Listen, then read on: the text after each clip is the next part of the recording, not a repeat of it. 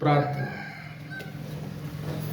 ప్రేమ కలిగి పరలోకమందున్న మా తండ్రి, దేవా, మీ మాటలను నేర్పించబోతుండగా సత్యవాక్యమును సరిగా వివరించగలిగే కృపను నాకు ఇవ్వండి తండ్రి.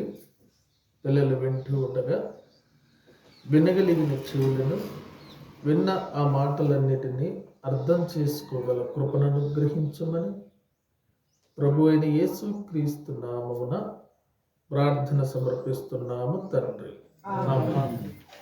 ప్రియమైనటువంటి దేవుని పిల్లలారా, ఈ రోజున ప్రార్థనా కూడికలో మనము నేర్చుకుని పోయే పాఠం ఏమిటంటే, వాక్యము వినేవారికి దేవుడు చెబుతున్న జాగ్రత్తలు. ఏం పాఠం నేర్చుకొని పోతున్నామండి మనము?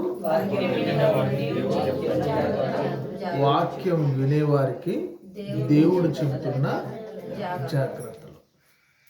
అయితే ఈ పాఠాన్ని 3 భాగాలుగా నేర్చుకుందాం. ఈ పాఠాన్ని 3 భాగాలుగా నేర్చుకుందాం మనం. మొదటి భాగము వాక్యం వినేటప్పుడు చెప్పిన జాగ్రత్తలు. మొదటి భాగము వాక్యం వినేటప్పుడు చెప్పిన జాగ్రత్తలు. వాక్యం వినేటప్పుడు దేవుడు చెప్పిన జాగ్రత్తలు. రెండవది వాక్యము పాటించేటప్పుడు దేవుడు చెప్పిన జాగ్రత్తలు. రెండవది వాక్యము పాటించేటప్పుడు దేవుడు చెప్పిన జాగ్రత్తలు. మూడవది వాక్యము విని మరిచిపోకూడదు. రైట్, రాశారా? మొదటిది వాక్యము పాటించేటప్పుడు దేవుడు చెప్పిన జాగ్రత్తలు. మొదటిది రాసుకున్నారా? రెండవది వాక్యము పాటించేటప్పుడు దేవుడు చెప్తున్న జాగ్రత్తలు. మూడవది వాక్యము విని మరిచిపోకూడదు. సెకండ్ది వాక్యము పాటించేటప్పుడు దేవుడు చెబుతున్న జాగ్రత్తలు. మూడవది వాక్యము విని మర్చిపోకూడదు. 3 భాగాలుగా మనం నేర్చుకుందాం. స్పీడ్ రాయటం కూడా అలవాటు చేసుకోవాలి, లేదా షార్ట్కట్లో రాయటం అలవాటు చేసుకోవాలి. తర్వాత ఫెయిర్ నోట్స్లో రాసుకోవాలి. ఓకేనా? ఏం పాఠం నేర్చుకుని పోతున్నాం మనం చెప్పండి? వాక్యము వినేవారికి దేవుడు చెబుతున్న జాగ్రత్తలు. వాక్యం వినేవారికి దేవుడు చెబుతున్న జాగ్రత్తలు. రైట్. మొదటి భాగం ఏం చెప్పుకున్నాం? వాక్యం వినేటప్పుడు దేవుడు చెప్పిన జాగ్రత్త. వినటం అనేది చాలా ప్రాముఖ్యమైనటువంటి విషయం. ఏమండి? వాక్యం వినటం అనేది మంచి ఆలోచన. వాక్యం వినేటప్పుడు ఎవరి గురించి ఎక్కువగా వినాలి అంటే, వాక్యం వినేటప్పుడు శ్రద్ధగా వినాలి. వాక్యం వినేటప్పుడు శ్రద్ధగా ఆలకించాలి. ఎవరిని గురించి వాక్యం వినాలంటే, రోమపత్రిక 10వ అధ్యాయము, రోమీలకు రాసిన పత్రిక, అపోస్తలుడైన పౌలు గారు రోమీలకు రాసిన పత్రిక 10వ అధ్యాయము జాగ్రత్తగా వినాలి. రోమీలకు రాసిన పత్రిక 10వ అధ్యాయము 17వ వచనాన్ని మనం చూడగలిగితే, 10వ అధ్యాయము 17వ వచనం తీసారండి అందరూ? పేజీ నెంబర్ 141 అండి. తీయాలి, త్వరగా తీయాలి. తక్కువ టైంలో ఎక్కువ దేవుని వాక్యాన్ని నేర్చుకోవాలి మనం. రోమపత్రిక 10వ అధ్యాయము 17వ వచనం తీసారేనా నాన్న? తీసిన వాళ్ళు మిగతా వాళ్ళకి పేజ్ నెంబర్ చెప్పాలి. కుమారాన్ని తీసావా? చదువుతున్నాను, చూడండి. కాగా వినుట వలన విశ్వాసము కలుగును, వినుట క్రీస్తును గురించిన మాట వలన కలుగు. వాక్యం వినేటప్పుడు ఎవరి గురించి వినాలి? మనం వాక్యము క్రీస్తును గురించి వినాలి. చాలామంది వినటానికి బాగా ఇష్టపడతారు, కానీ వినేటప్పుడు క్రీస్తుని గురించి కాకుండా మాటలు లేదా వినేటటువంటి ప్రతి మాట కూడా ఎక్కువగా చాలామంది బయట విషయాలు వినటానికి ఇష్టపడతారు. కొందరు సినిమా పాటలు వినటానికి బాగా ఇష్టపడతారు. కొందరు సీరియల్స్ చూడటానికి లేదా వినటానికి ఎక్కువగా ఇష్టపడతారు. కొందరు బయట విషయాలు వినటానికి, చూడటానికి, ఇతరుల విషయాలు వినటానికి బాగా ఇష్టపడతారు. కానీ దేవుడు మనకు చెబుతున్న జాగ్రత్త ఏంటంటే, మాటలు నువ్వు వినేటటువంటివి దేవునివై ఉండాలి. అది ఎవరి గురించి వినాలి? క్రీస్తుని గురించి బాగా వినాలి. క్రీస్తు ఎలా ఈ లోకానికి వచ్చాడు, ఎలా మరియ గర్భంలోకి ప్రవేశించాడు, ఎలా ఆయన ఈ భూమి మీద నివసించాడు, ఎలా ఆయన సువార్తను, దేవుని రాజ్యం గురించి బోధించాడు, ఆయనకు వచ్చినటువంటి శ్రమలన్నీ ఎలా భరించాడు, ఆయనకు వచ్చిన ఇబ్బందులన్నీ ఎలా సహించాడు, ఆయన ఏమి అద్భుత కార్యాలను జరిగించాడు, ఆయన ఎలా శిలువ యాగాన్ని చేశాడు, ఆయన ఎలా మరణించాడు, ఆయన ఎలా తిరిగి లేచాడన్న విషయాన్ని, ఎవరి కోసం ఆయన ఇవన్నీ చేశాడన్న విషయాన్ని బాగా వినాలి. వాక్యం వినేటప్పుడు ఎవరి గురించి వినాలి? మనము క్రీస్తుని గురించి వినాలి. బాగా వినాలి, శ్రద్ధగా వినాలి, నేర్చుకోవటానికి బాగా ఇష్టపడాలి. చాలామంది అండి చెప్పటానికి ఇష్టపడతారు తప్ప వినటానికి ఇష్టపడతారు. నోరు ఆపకుండా మాట్లాడతారు. ఎదుటి వాళ్ళు చెప్పేది వినటానికి ఎవరు ఇష్టపడరు? ఎక్కువ మంది చెప్పటానికే ఇష్టపడతారు. కాబట్టి దేవుడు చెప్తున్నటువంటి జాగ్రత్త ఏమిటంటే, రోమపత్రిక 10:17 కాగా వినుట వలన విశ్వాసము కలుగును, వినుట క్రీస్తును గురించిన మాట వలన కలుగును. అయితే వినాలి, బాగా వినాలి. వాక్యం ఎంత శ్రద్ధగా వినాలనంటే ఓపికతో వినాలి. క్రీస్తును గురించి సర్వము నీకు తెలియాలి.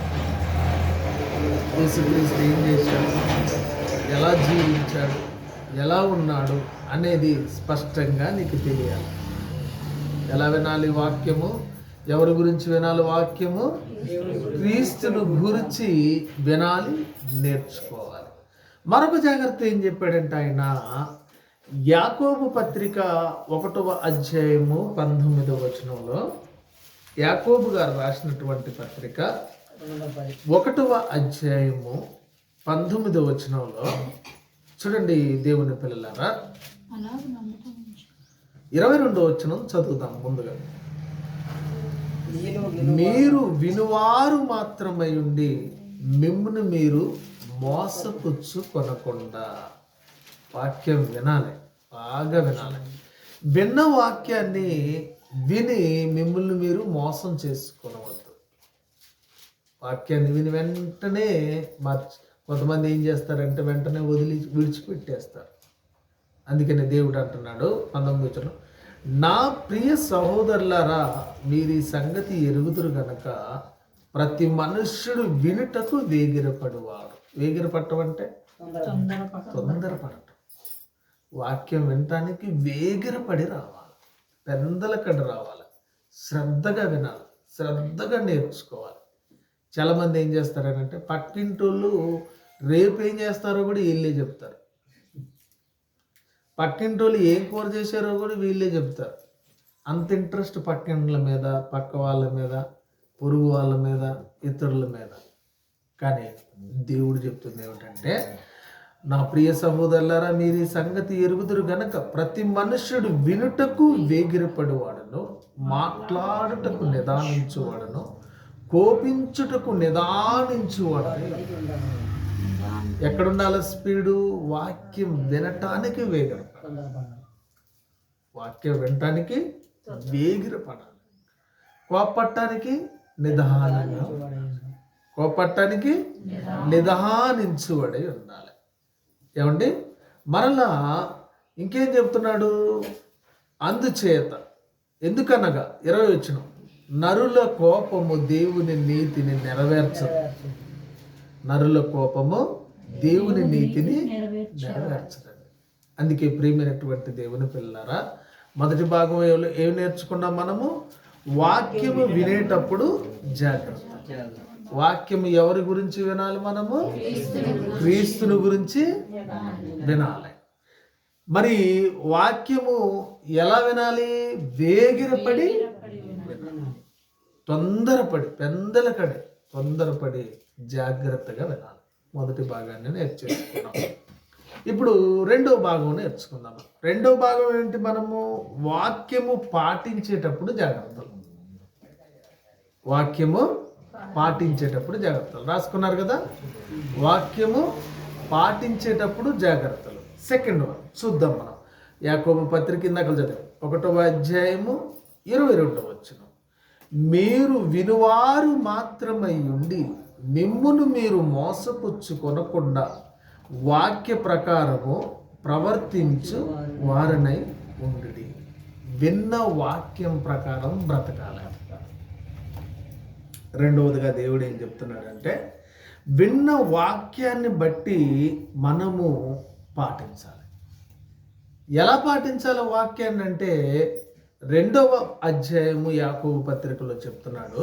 వాక్యము డబ్బును బట్టి మనం పాటించకూడదు, హోదాను బట్టి మనం పాటించకూడదు, జనాన్ని బట్టి మనం పాటించకూడదు.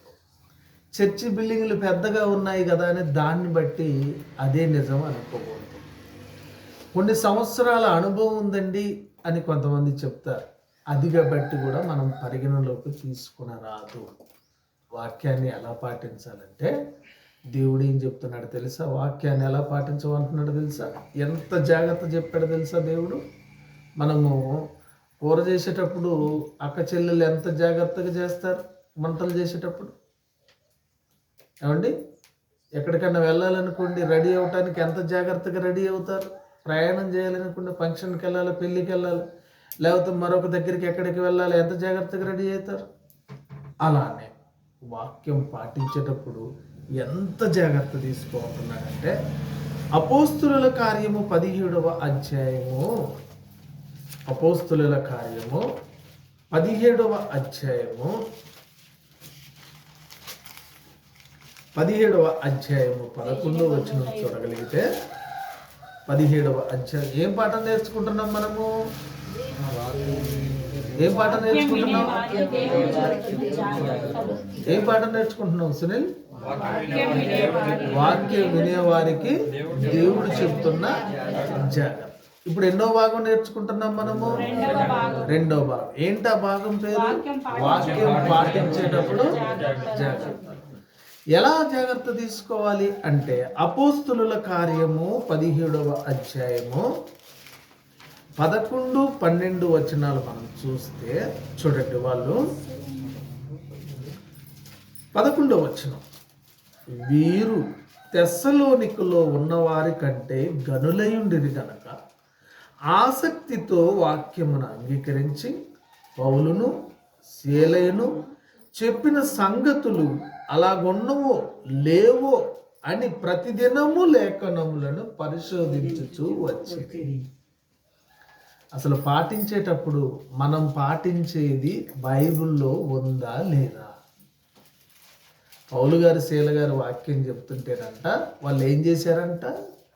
పరిశీలించారంట. ప్రతిరోజు కూడా, ప్రతి దినము లేఖనం పరిశీలించారంట. ఇప్పుడు నేను ఏదైనా చెప్తానని అనుకో, వెంటనే మీరు నమ్మకూడదు. రవి గారు చెప్పిండు కదా, లేకపోతే సురేష్ గారు చెప్పిండు కదా, సంగపెద్ద గారు చెప్పిండు కదా, పౌలు గారు చెప్పిండు కదా అని వెంటనే మీరు నమ్మాల్సిన అవసరం లేదు. బైబిల్లో ఉందా లేదా చూడాలి. నేను చెప్పే మాట, ఇంకెవరైనా చెప్పే మాట వాక్యములో ఉన్నదా లేదా అని పరిశీలించాలి. వాక్యం పఠించేటప్పుడు మనము తీసుకోవాల్సిన జాగ్రత్త ఏమిటంటే, సేవకుడు లేదా బోధకుడు లేదా ప్రీచర్ చెబుతున్న మాట, ఇంకెవరైనా సంఘ పెద్ద గారికి చెప్తున్న మాట బైబిల్లో ఉందా లేదా అని పరిశీలించి పాటించాలి. మొన్న అందరు 25వ తారీఖున బాగా పండుగ చేశారు. మనం చేసామా? కారణం ఏమిటి? బైబిల్లో లేదు. కారణం ఏంటండి? బైబిల్లో రాయబడలేదు, దేవుడు చెప్పలేదు. కాబట్టి వాక్యము పాటించేటప్పుడు ఈ జాగ్రత్త అవసరము. బైబిల్లో ఉన్నదా లేదా? మళ్ళా ఏం చెప్తున్నాడు అని అంటే, యాకోబు పత్రిక 2వ అధ్యాయం మనం చూడగలిగితే చూడండి, వాక్యం పాటించేటప్పుడంట మొహమాటం అసలు ఉండకూడదంట. వాక్యం పాటించేటప్పుడు మా పాస్టర్ గారేలే, మా చుట్టమేలే, మా బంధువులే, మా అన్నయ్యలే, మా పాలోళ్ళేలే, మాకు సంబంధించిన వాళ్ళేలే, మా వాళ్ళేలే అని మొహమాటం ఉండకూడదు. వాక్యం పాటించేటప్పుడు ఏమంటున్నాడు? 2వ అధ్యాయం చూడాలి. నా సహోదరులారా, మహిమా స్వరూపియగు మన ప్రభు అయిన యేసుక్రీస్తును గురించిన విశ్వాస విషయంలో మొహమాటం గలవారై, వాక్యం పాటించే విషయంలో ఎట్టి పరిస్థితుల్లో కూడా మొహమాటము ఉండకూడదు. విశ్వాస విషయంలో ఖచ్చితంగా ఉండాలి. వాక్యం పాటించే విషయంలో ఖచ్చితంగా ఉండాలి. ఎందుకనగా ఎట్లా అంటే ఎగ్జాంపుల్ కూడా ఆయనే చెప్తున్నాడు. ఉదాహరణకి సంఘం ఉంది లేదా చర్చ్ బిల్డింగ్ ఉంది. చూడండి, ఎలాగనగా బంగారు ఉంగరం పెట్టుకొని ప్రశస్త వస్త్రములు ధరించుకొని ఒకడు మీ సమాజ మందిరంలోనికి వచ్చినప్పుడు మురికి బట్టలు కట్టుకుని దరిద్రుడు లోపలకు వచ్చిన ఎడల మీరు ప్రశస్త వస్త్రములు ధరించుకుని ఒకరిని చూసి సన్మానించి నీవిక్కడ మంచి స్థలమందు కూర్చుండమని చెప్పి ఆ దరిద్రుడితో నీవక్కడ నిలువుము, లేక ఇక్కడ నా పాదపీఠమునకు దిగువన కూర్చుండమని చెప్పిన ఎడల మీ మనస్సులో భేదములు పెట్టుకుని మీరు దురాలోచనతో విమర్శ చేసిన వారగుదురు కారా. వాక్యం పాటించేటప్పుడు అండి, అతను ఎప్పుడు ప్రార్థనకు రాకుండా బంగారం ఉంగరం పెట్టుకొని మంచి వస్త్రాలు ధరించుకొని మంచిగా వచ్చిందనుకో, రోజు ఆరాధనకు వస్తూ వాక్యాన్ని నేర్చుకుంటూ మురికి బట్టలతో ఒక అతను వచ్చాడు. ఇప్పుడు ఎవరికి రెస్పెక్ట్ ఇవ్వాలి? మురికి బట్టలతో వచ్చిన వ్యక్తికి రోజు ఆరాధనకు వచ్చేది ఎవరికి రెస్పెక్ట్ ఇవ్వాలి? ఎవరిని మనము మంచి స్థానంలో కూర్చోబెట్టాలా? రోజు వాక్యాన్ని నేర్చుకుని విన్నవాడే, దేవుని కోసం కష్టపడేవాడికే ఇవ్వాలి. లేదండి ఆయన ఎప్పుడో ఒకసారి వచ్చాడండి, అంత మర్యాదలు ఆయనకి చేయాలన్నట్టు మరి రోజు కష్టపడేవాడి పరిస్థితి ఏమిటి? అదే చెప్తున్నాడు. బంగారు ఉంగరం పెట్టుకుని ప్రశస్త వస్త్రం కట్టుకొని సమాజ మందిరంలోకి ఎవరన్నా రాగానేనంట వాళ్ళు ఏం చేస్తున్నారంట, మంచి కుర్చీ వేసి అయ్యగారు ఇక్కడ కూర్చోండి అన్నాడు. రోజు మంచిగా దేవుని కోసం కష్టపడి పోయి అమ్మోళ్ళని కూర్చో అన్నాడంట. వాక్యం పాటించే విషయంలో మొహమాటము పనికిరాదు. వాక్యం పాటించే విషయంలో ఎందుకంటే దేవుడు ఏం చెప్తున్నాడు? సురేచ్చుడు ఎందుకు చెప్తున్నాడంటే 4వ వచనం, మీ మనస్సుల్లో భేదములు పెట్టుకొని మీరు దురాలోచనతో విమర్శ చేసిన వారగుదురు కారా. నా ప్రియ సహోదరులారా ఆలకించుడి. ఈ లోక విషయములో దరిద్రులైన వారిని విశ్వాసమందు భాగ్యవంతులుగాను తన్ను ప్రేమించు వారికి తన వాగ్దానము చేసిన రాజ్యమునకు వారసులుగా ఉన్నట్టుకు దేవుడు ఏర్పరచుకోలేదా? ఎవరిని ఏర్పరచుకున్నాడు? దరిద్రులనే దేవుడు ఏర్పరచుకున్నాడు. నీతిమంతుల్ని ఏర్పరచుకోలేదు, ధనం కలిగిన వారిని ఏర్పరచుకోలేదు, గొప్పవారిని ఏర్పరచుకోలేదు, రాజులను ఏర్పరచుకోలేదు, ఎవరిని ఏర్పరచుకోలేదని దేవుడు దరిద్రుల్ని ఏర్పరచుకున్నాడని చెప్తున్నాను. కాబట్టి వాక్యం వినేటప్పుడు, వాక్యము పాటించేటప్పుడు బైబిల్లో ఉందా లేదా? ఇప్పుడు నువ్వు ఒక 30 సంవత్సరాల నుంచి ఒక దగ్గరికి వెళ్తున్నావు, అక్కడ చెప్పేవన్నీ బైబిల్లో లేవు అనుకో, అప్పుడు ఏం చేయాలి? నువ్వు ఇప్పుడు 30 సంవత్సరాల నుంచి పోతున్నా, ఇక చివరి దాకా ఇక్కడికే పోతున్నాను అనుకుంటే, ఒకవేళ నువ్వు వెళ్ళే దాంట్లో బైబిల్ లేదనుకో, ఇప్పుడు ఏం చేయాలి? ఏం చేయాలంటే మార్చుకోవాలి. విశ్వాస విషయంలో మోమాటము పనికిరాదు. దేవుని గురించిన విశ్వాస విషయంలో మొహమాటం అస్సలే పనికిరాదని చెప్తున్నాడు దేవుడు. వాళ్ళు ఏం చేశారంటే, ఆ రోజు పౌలు గారు, శీల గారు వాక్యం చెప్తుంటే, ఆ పౌలు గారు వెళ్ళి ఏం చెప్తుంది ఓకే అన్నారా? ఏం చెప్తుంది విన్నారా?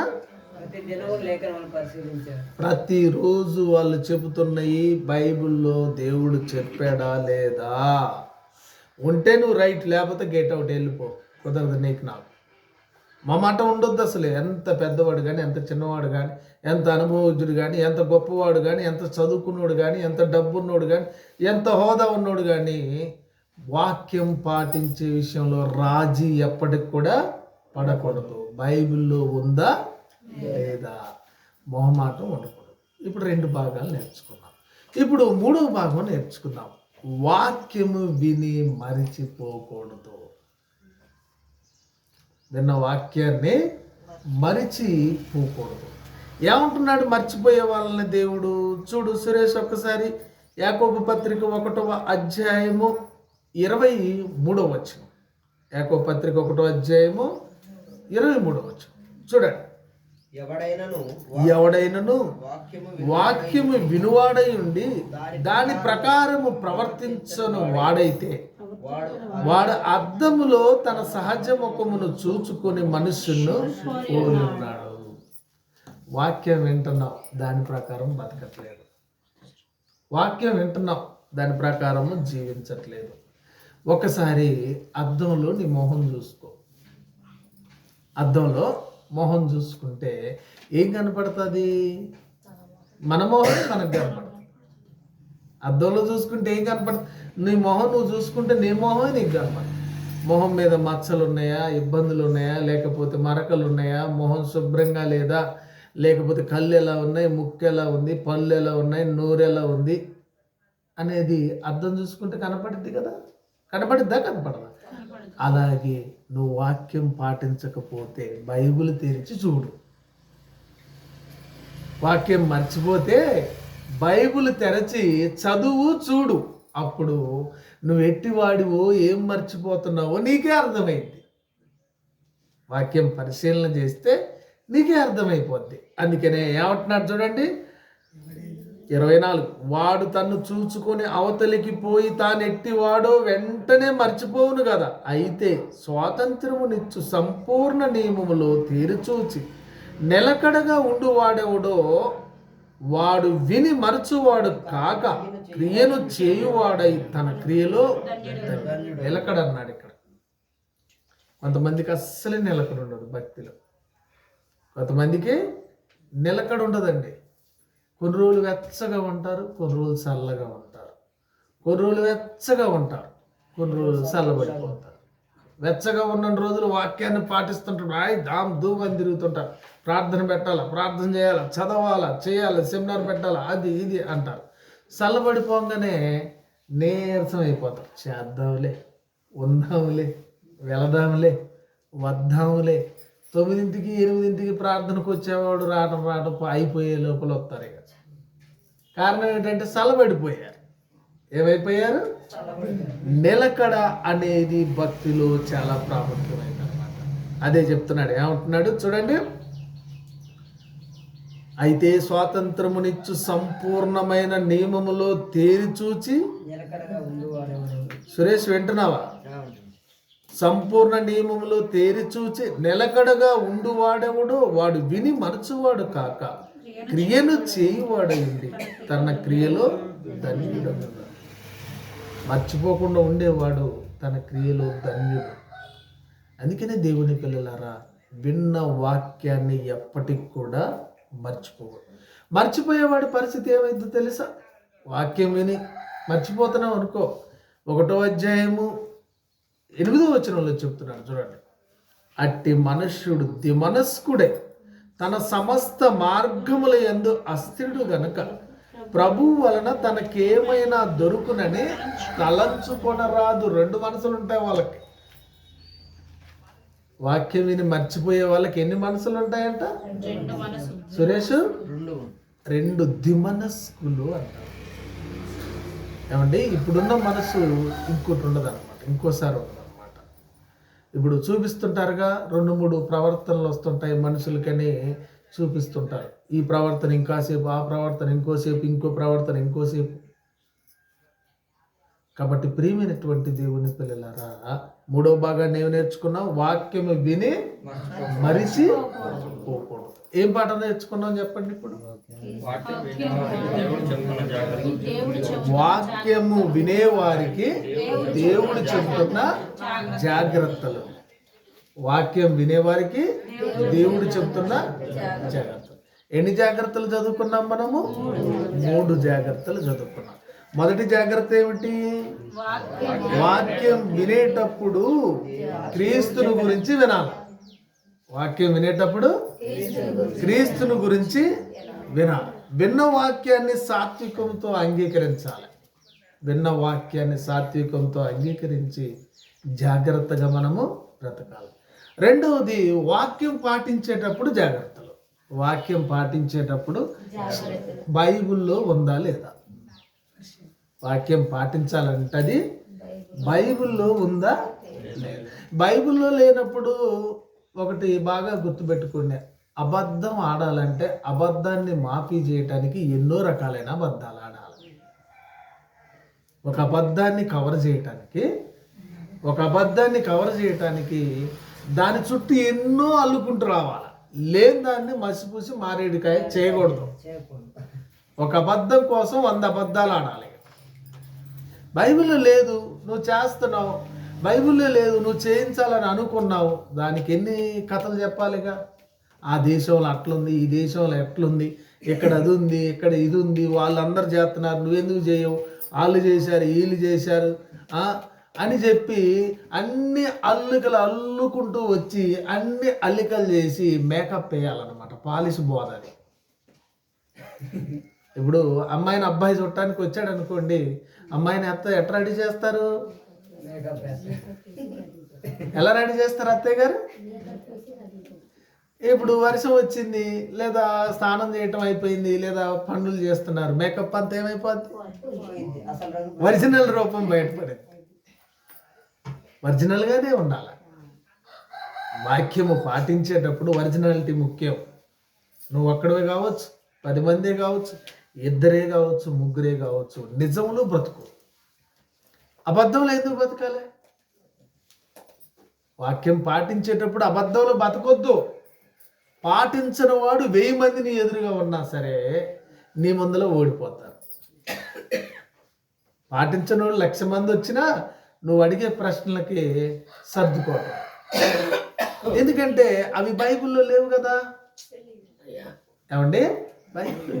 అందుకనే దేవుని పిల్లరా, పౌలు గారు, శీల గారు వాక్యం చెప్తుంటే ఏం చేశారు వాళ్ళు? ప్రతి దినము. నువ్వు చెప్తుంది అందులో ఉందా? ఉంటే రైట్ చేద్దాం, లేదా సర్దుకో, బుక్ మూసేయి, నోరు మోయ్ అంటున్నారు వాళ్ళు. అందుకనే వాక్యం పాటించేటప్పుడు మోమాటం ఉండకూడదు. నువ్వు చేసే బైబిల్ ప్రకారం ఉండాలి. 3వదిగా వాక్యం విని మర్చిపో. అలా మర్చిపోయేవాడు దిమనస్కుడై అస్థిరుడు గనక దేవుని వలన అతనికి ఏ ప్రతిఫలం కూడా దొరకదు. దేవుని వలన ఏ ప్రతిఫలం కూడా దొరకదు. కాబట్టి దేవుని పిల్లరా, ఏం పాట నేర్చుకున్నాం మనం అనిల్?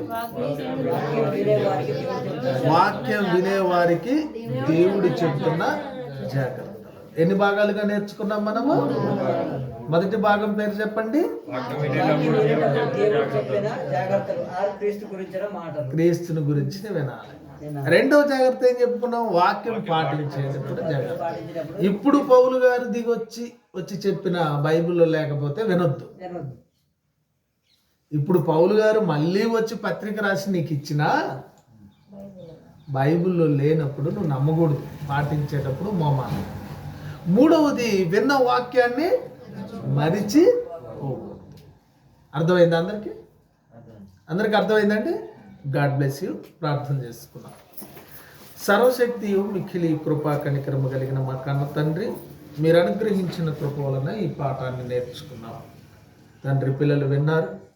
విని మనస్సులు భద్రపరచుకొని ఆ మాటల ప్రకారము జీవించే కృపయు శక్తి సామర్థ్యాలను వారికి నాకును విన్న ప్రతి ఒక్కరికి అనుగ్రహించమని ప్రభు అయిన యేసు క్రీస్తు నామమున ప్రార్థన సమర్పిస్తున్నాము తండ్రి. అందరికీ